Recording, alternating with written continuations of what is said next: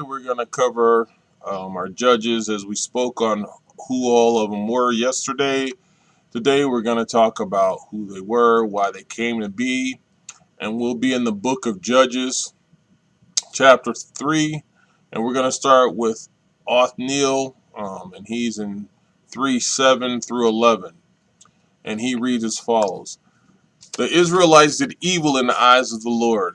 They forgot the Lord their God and served the Baals and the Asherahs.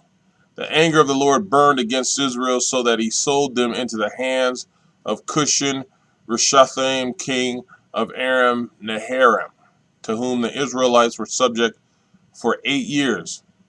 But they cried out to the Lord. He raised up for them a deliverer, Othniel, son of Kenaz, Caleb's younger brother, who saved them. The Spirit of the Lord came to him so that he became Israel's judge and went to war. Amen. The Lord gave Cushai-Ristam, king of Aram, into the hands of Othniel, who overpowered him. So the land had peace for 40 years until Othniel's son Kenaz died. So Othniel was our first judge, and the judges delivered them. They did military actions. They fought to protect Israel. So the Lord delivered them with these judges. But remember, we were always doing wrong. That's how we got into these situations, being disobedient to the Lord.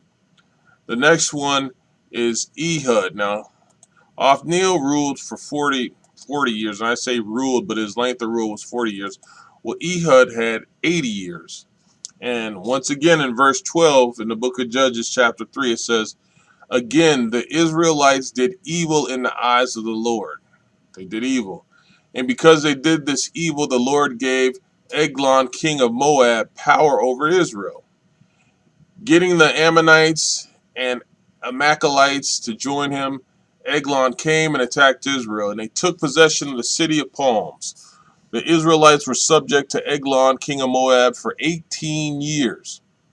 After the Israelites cried out to the Lord, and he gave them a deliverer, Ehud, a left-handed man, the son of Gera the Benjamite. The Israelites sent him with tribute to Eglon, king of Moab.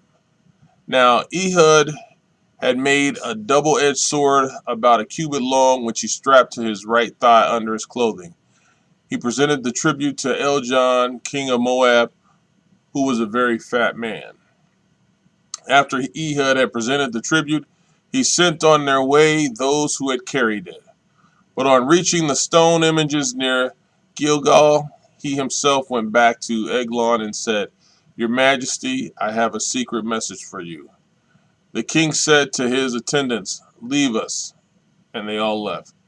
Ehud then approached him while he was sitting alone in the upper room of his palace and said, I have a message from God for you. As the king rose from his seat, Ehud reached with his left hand, drew the sword from his right thigh, and plunged it into the king's belly. Even the handle sank in after the blade, and his bowels discharged. Ehud did not pull the sword out, and the fat closed in over it. Then Ehud went out to the porch. He shut the doors of the upper room behind him and locked them. After he had gone, the servants came and found the doors of the upper room locked. They said, He must be relieving himself in the inner room of the palace. They waited to the point of embarrassment, but when he did not open the doors of the room, they took a key and unlocked them.